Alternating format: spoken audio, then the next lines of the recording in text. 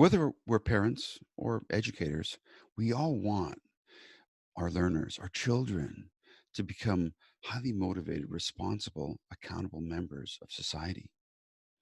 That requires a high degree of intrinsic motivation. Unfortunately, our systems of education, with the emphasis on grades and performance, standardized testing, kill that intrinsic motivation because they take away the student's choice, their ownership, and their voice because they aren't doing anything real and purposeful that make a difference in their lives. Are you making that mistake? Do you want to do something different? Well, then stay tuned for the rest of this learner's mindset discussion where we explore how to counter the negative impact of the way that intrinsic motivation is being robbed from our children today.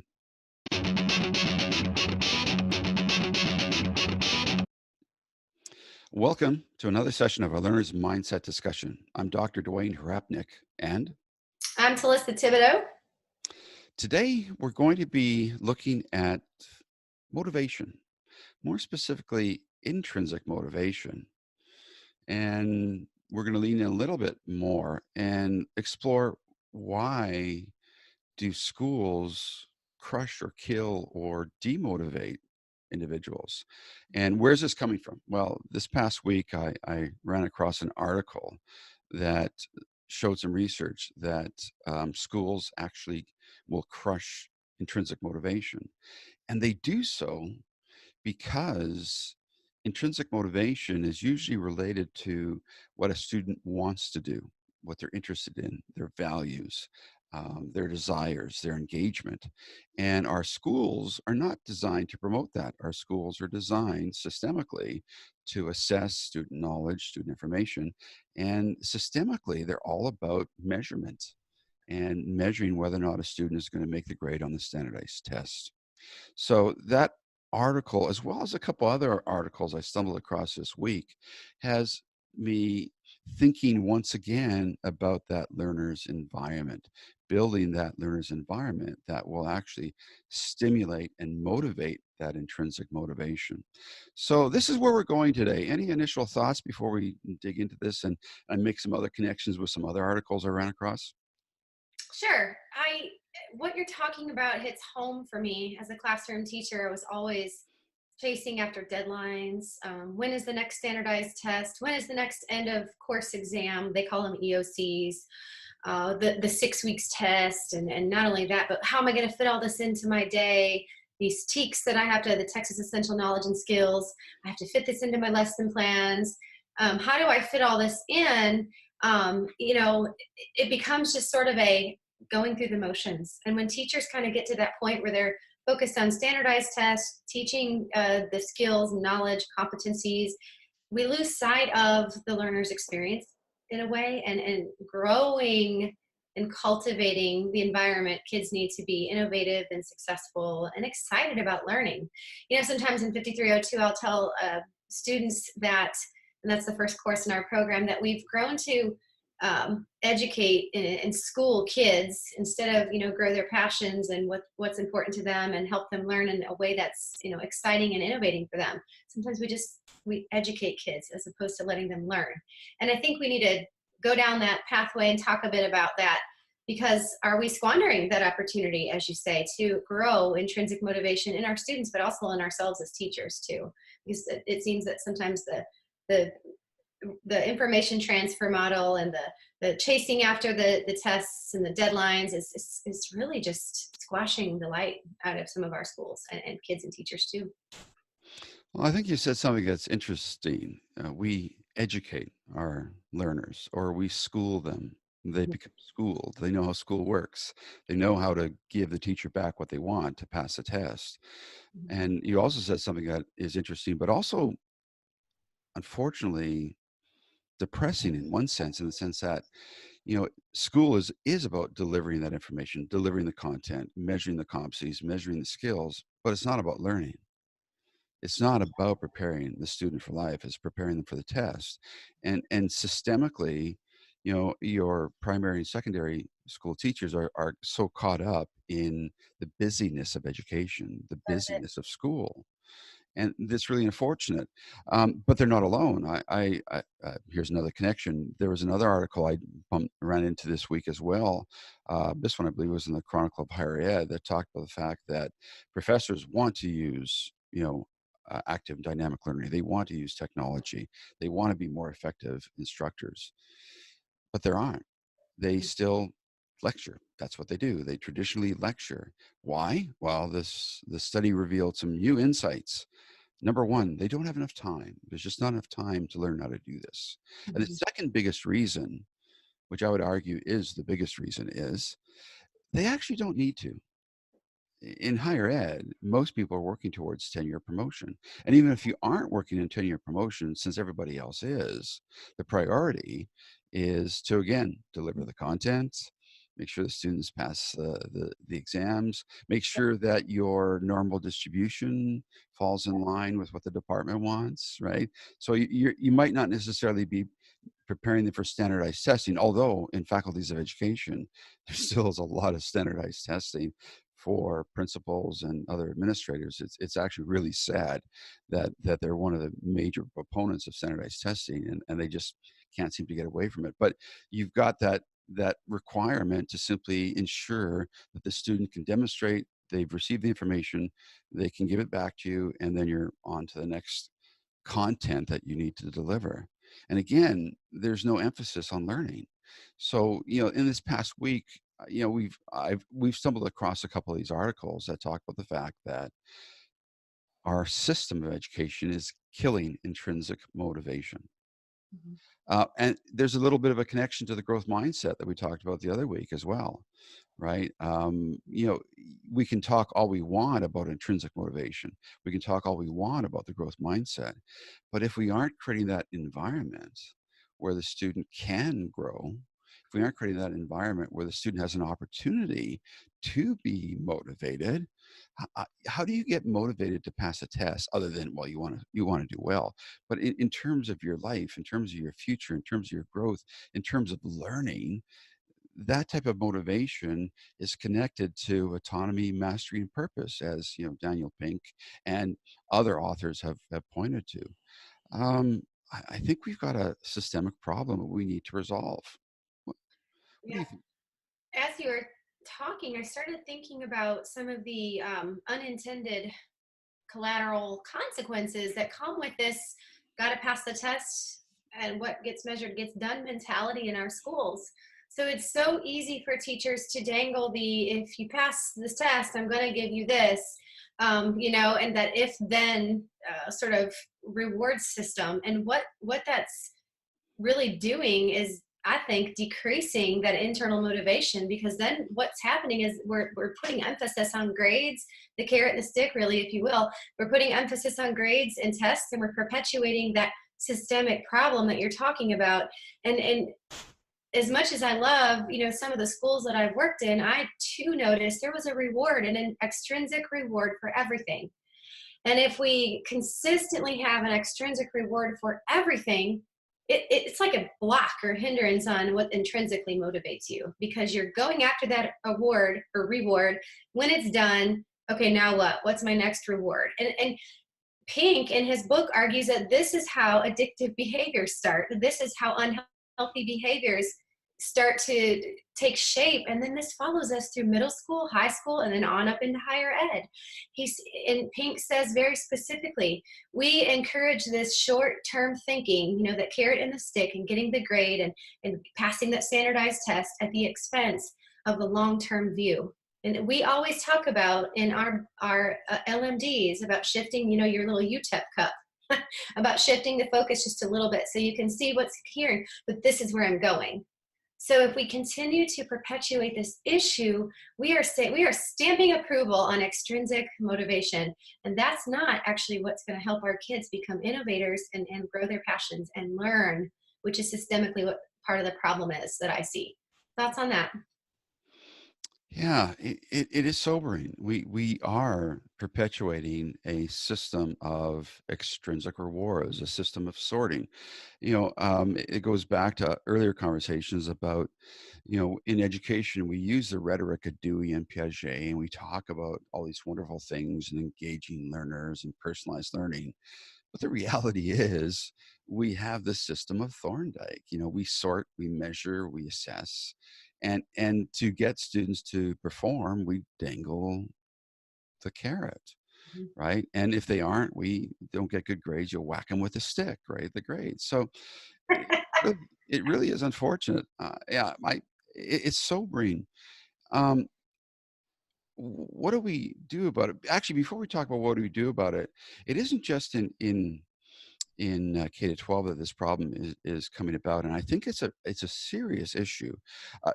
I had mentioned before I filled in for somebody and I handled a workshop for an adult education class, and I was working with some folks, and some of these people work in different disciplines, and I was working with people who work in aerospace. So the guys who fix your airplanes, the guys who fix your airplanes, and the attention to detail and the skill and ability, these aren't just mechanics. These are aeronautical mechanical engineers. These are people that have to take their job extremely seriously. And one of the instructors I was working with was lamenting the fact that his whole system in their training program is based on extrinsic rewards. And so much of his discipline is having the personal, professional responsibility to go that extra step to make sure that every single bolt, every single rivet, everything is taken care of because people's lives are at stake. And he said the number one challenge they're facing in preparing future mechanics is that a lot of today's students come into the system and into the process, and they can pass any test you want, but ask them to be a bit more responsible, ask them to take some initiative. If it's not on the test, they're not going to do it. And yet it's those softer skills. It's that work ethic. It's that responsibility. That it's that accountability. It's that ability to work collaboratively. It's that ability to take personal responsibility that is going to make a difference when you have an aeronautical mechanical engineer paying attention to the plane that he is working on because your life depends on it. And there is becoming some serious issues. Just think what airplane was just grounded. Now, there was a design issue, right? There's a software issue, but we often do see mechanical issues, and I think things like this are going to increase. And so it wasn't just this individual. There's other instructors who are lamenting the fact that our students today will pass any test you want. They know how the system works, but don't ask them to do anything else because they're not used to it. So systemically, we are hindering the future of our society. We have to fix it. What are your thoughts? What are your thoughts on what I just mentioned, and then fixing it? And then we'll shift our focus on how do we fix this problem? So I think that I remember giving some sort of open-ended assignments whenever I taught, even kindergartners, 5 and 6 year olds. Even before that, they're indoctrinated that there's a certain way to do things. Oh, mom writes a 25-page paper in one day and gets an A. That I'm modeling the best behavior, right? So they're indoctrinated when they hear that language and that talk. So when you give them something a little bit more open-ended, they don't know what to do with it. They question every step along the way. Is this right? Am I doing this right? I'm so worried about my grade, and I hear that a lot. Back when I was teaching even kinder and third grade, and even those grades in between. So just dealing with that indoctrination at that age was like, you know what? It's okay to experiment. It's okay to have fun. It's okay to be creative. You can still meet all of your learning needs and what school is asking you to learn. If you just take it to a level that's authentic and important to you, they can grow their intrinsic motivation that way, right? So I see where that issue is sort of playing out even in the younger years. I sat in on a dissertation just yesterday, and she was doing her defense, and one of her primary themes that emerged from her study was, well, teachers are a little scared to let go of control, let the kids have the iPad and learn how to code and do you know, get the iPad and just play around with some of the coding software that's out there for free. And I that rang in my head, and I said, man, boy, have I heard this argument before in the DLL program. And many teachers, but what we're finding is, guess what, if we want kids to not forfeit their autonomy, and we want them to be contributors to the culture of school, we have to let go of a little bit of that control. We want them to grow their autonomy. We want them to grow their motivation. Isn't that what's preparing them for life? How many tests, Dr. Hrabnik, did you take that prepared you for the life of tests, the test of life?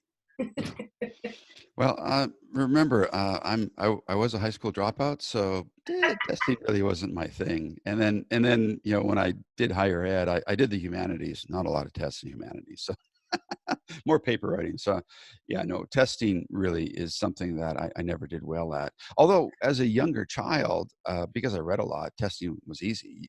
Actually, I learned very quickly. You can just reason your way through most tests, and it was okay. And just as long as you didn't fail, it was okay. So no, testing didn't prepare me for life in any way, shape, or form. So you're talking about control, which I think is an extremely important factor, and this is us switching into the solution to the problem. So the same article that pointed out about the problem of schools quashing or killing intrinsic motivation pointed to the solution, but it's not easy. It's not an easy solution, and it's exactly what you said.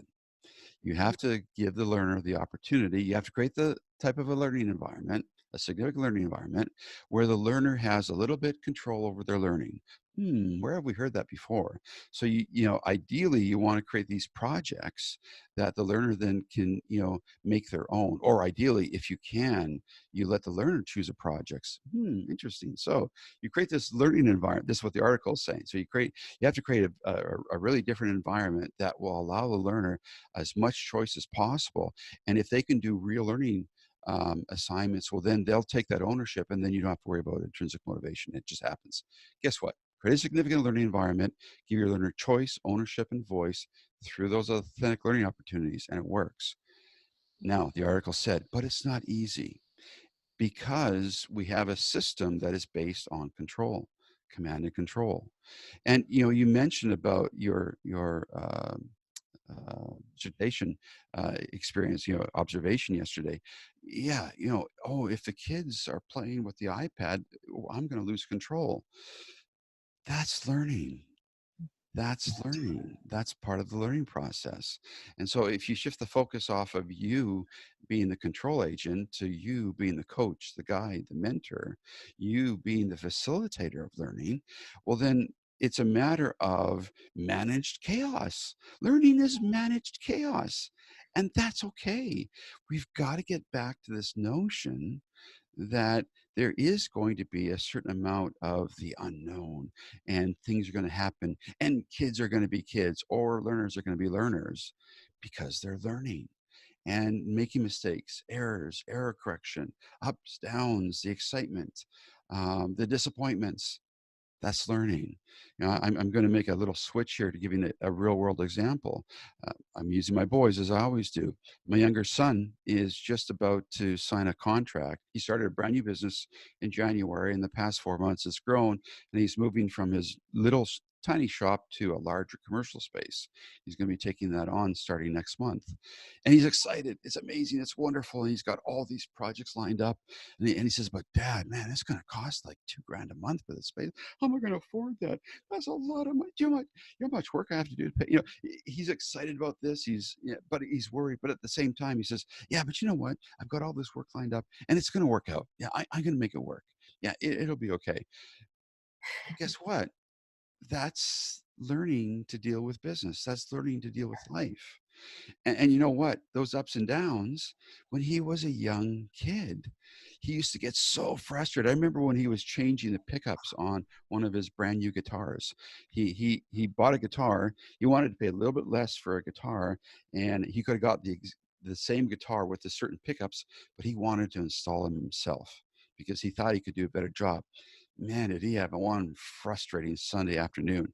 Well, the the holes weren't big enough. We had to get the Dremel tool out. We're talking trial and error and frustration. At one point, oh, Dad, why didn't you just tell me not to do this? You could have saved me so much time, Dad. And they said, but you know what, Dad, I'm glad you didn't because I have to learn how to do this.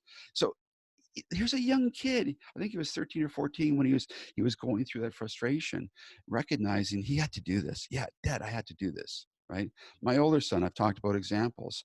When he was taking care of one of our friends, house sitting for one of our friends, and taking care of these full-size dogs, and man, those dogs kept him busy, and he was walking them, and you add that to his busy day of training, and man, I knew how much work was going to be involved. And I remember asking him, well, Levi, should I have told you that, all that work was going to cut into your training? I remember him looking over at me. He goes, Dad, I wouldn't have listened. I had to learn that one myself. That's learning. If Mhm. you let go of the control Yeah. and let your learner learn, they'll learn. And then that that intrinsic motivation, that autonomy, by giving them the autonomy, they will recognize that they can have mastery. And when that's aligned with their purpose, you're preparing them for life. And the sky's the limit. Then you turn them into schemers and your learners into schemers and dreamers who are going to approach life with this attitude. "Hmm, how hard could that be?" So instead of, oh, am I going to pass a test, to, how hard could that be? That's where we want to go. That's where we want to take the learners.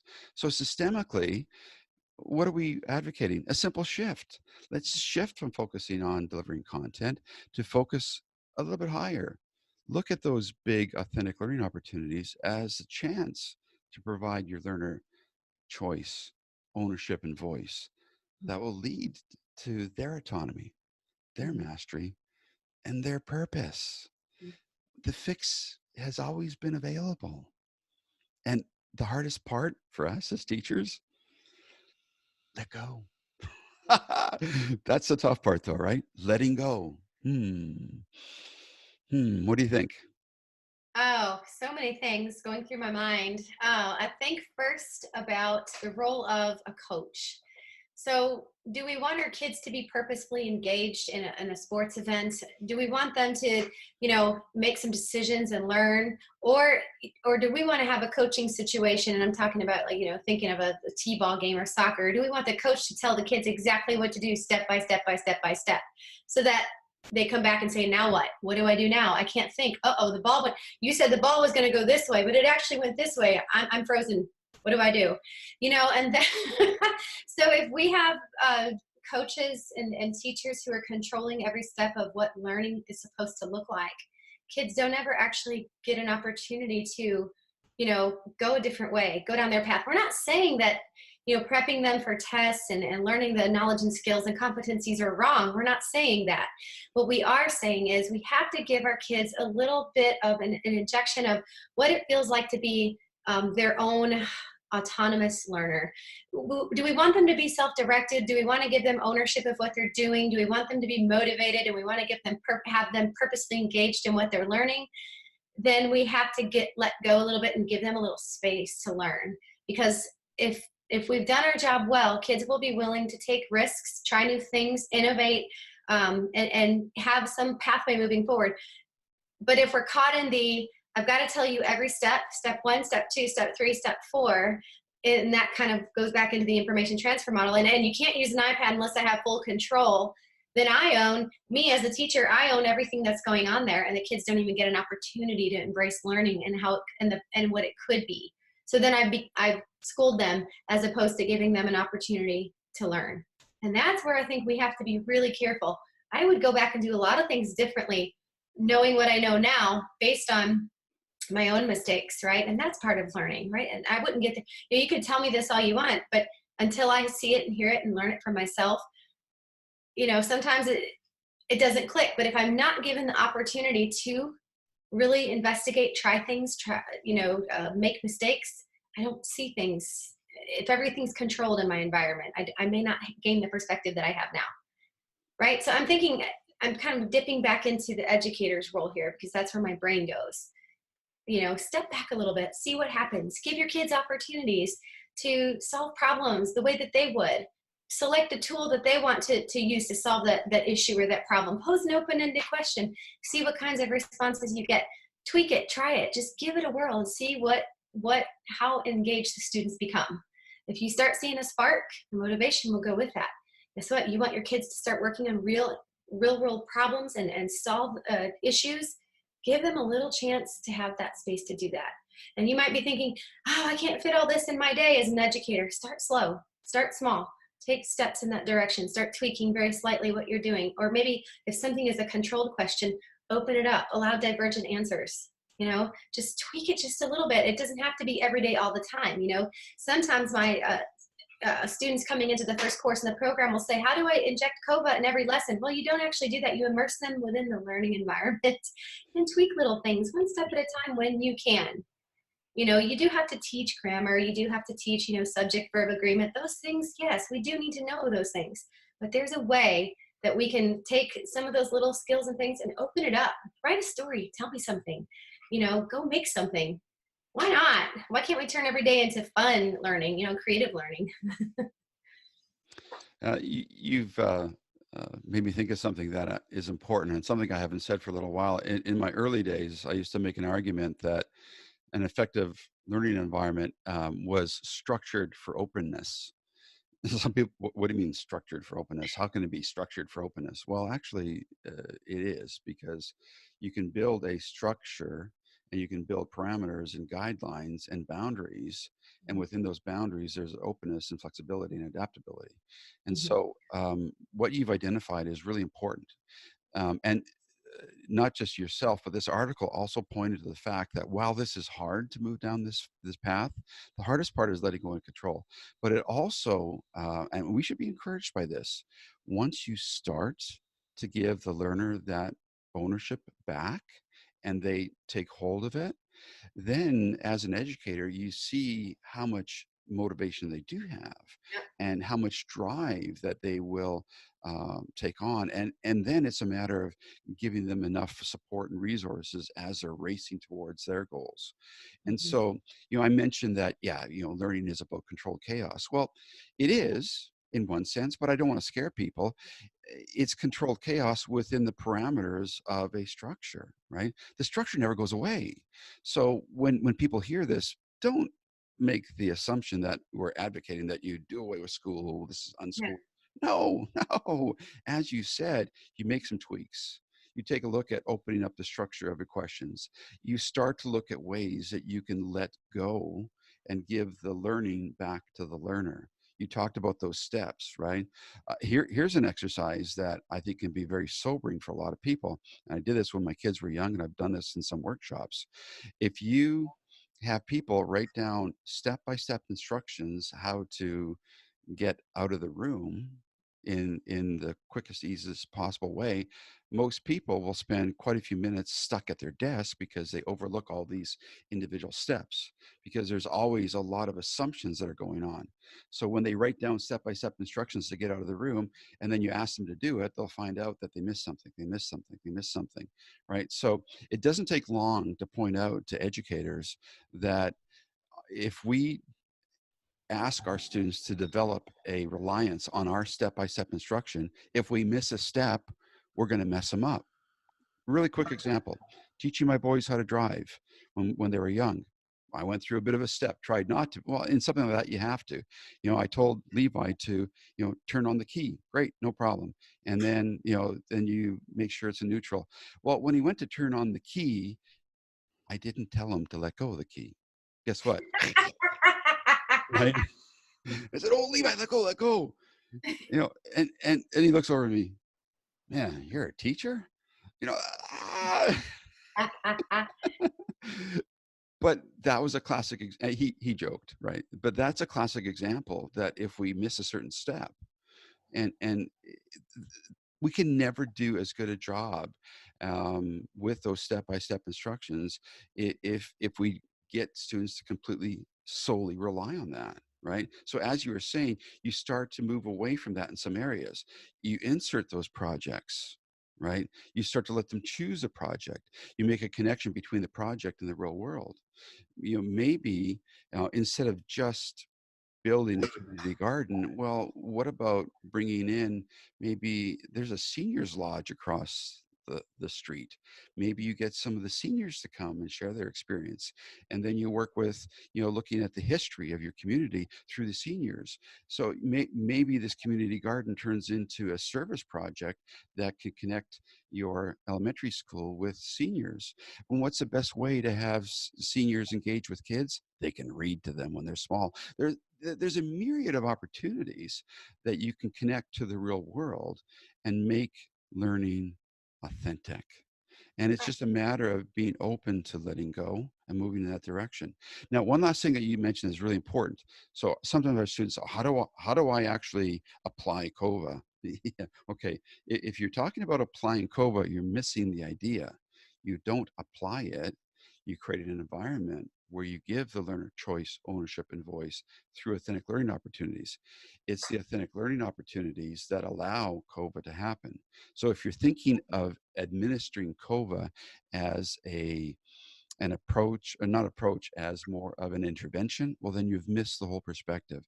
It's not. You're creating the environment where this happens.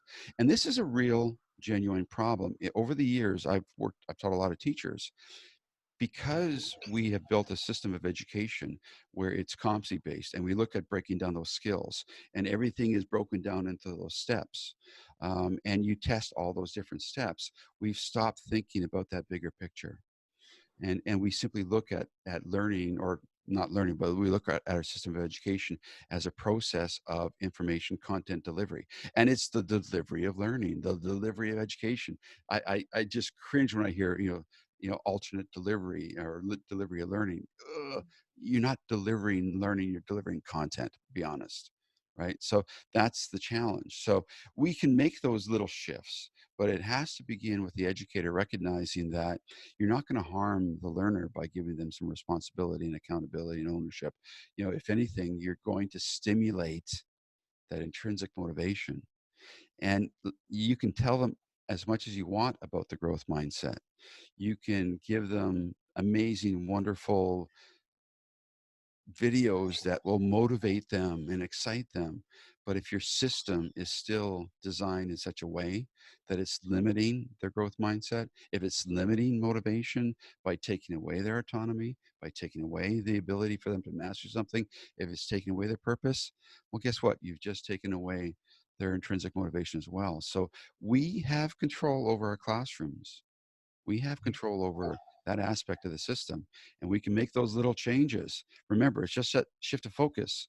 Look up to the real world project, right? I'll bring up the old UTEP cup, right? So instead of looking at that, shift it back a little bit. Look at the bigger picture. Oh yeah, there's the logo. Sometimes it's that little shift to begin with that can make the difference. And that's what the article said. The article also was honest. It's not easy because the system is stacked against you. Mhm. Guess what? Valuable stuff in life often isn't easy. That's what makes it valuable. I think we have no choice but to go there. And any final thoughts on this before we wrap up? Um, I saw a Twitter post last week. One of our former students, Rhoda Hahn, and her students were working on some authentic learning project. I'm not exactly sure what it was because I didn't see the full context. But her quick tweet was, "No grades assigned, just learning." And that was it. And for some reason, that's played back in my head several times. And I started thinking, gosh, reminded me of something Pink said in his book about the more we grade creative kinds of work, sometimes the less creative and the less motivated our kids will be and do. So we have to give them those opportunities to explore and have fun and give them opportunities to make choices. So I started thinking too, one other thing here about the step-by-step directions on how to get to the door. Sure, I can come up with a list of step-by-step directions on how to best get through the room and get out the door, as you were talking about earlier. But Dr. H, you're going to come up with totally different directions on how to get there. This person's going to come up with Rhoda's going to come up with a totally different way of how to get there. why not give those kids those opportunities when they're there? If we're going to teach them, step by step directions, how to do something, let them come up with their step by step way to do something. Their problem, they're going to solve a problem in a unique way. That's how easy we can shift some things. So what when you took your son and taught him how to drive, and dad, you forgot to take your hand off the key, maybe his step-by-step directions will be a little bit different than the ones you created, right? And that's a way we can just very easily shift our focus without changing everything that we're doing. It's really that easy. We hold the power as educators to mold and shape how that environment looks, so that our kids can have opportunities to make choices, fail forward, to take ownership and build autonomy and agency over what they're doing, to give them a voice when things don't work. Dad, you forgot to tell me to. We give them a voice and how that how their path and their steps forward. And all of this can be seen and realized if we as the educator just shift our focus ever so slightly and grow into cultivating that significant learning environment. One small step at a time is all it really takes. Not a complete transformation or shift and take everything down in your classroom and restart. A simple shift. Look at the questions you're asking your kids and the inquiry, some of the things you're doing with them. Look at them again. Look at, how can I rephrase this so that my kids can take ownership of this? How can I make this a little more open-ended so they can come up with a creative answer? Little shifts. That's the key thing I think I want to end this with on my end is we're not asking you to transform everything you're doing. We're asking you to take a deeper look at what you're doing, and are you setting up the conditions and the context where students can be thoughtfully engaged, can take autonomy, gain the mastery that they need, and have that purposeful engagement to really build their intrinsic motivation and become learners for life, not learners for a test. Yeah, that's wonderful.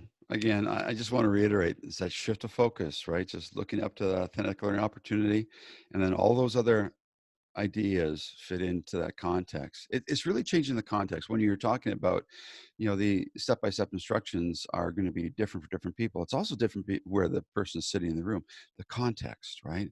Where the learner is at goes back to the learner, right?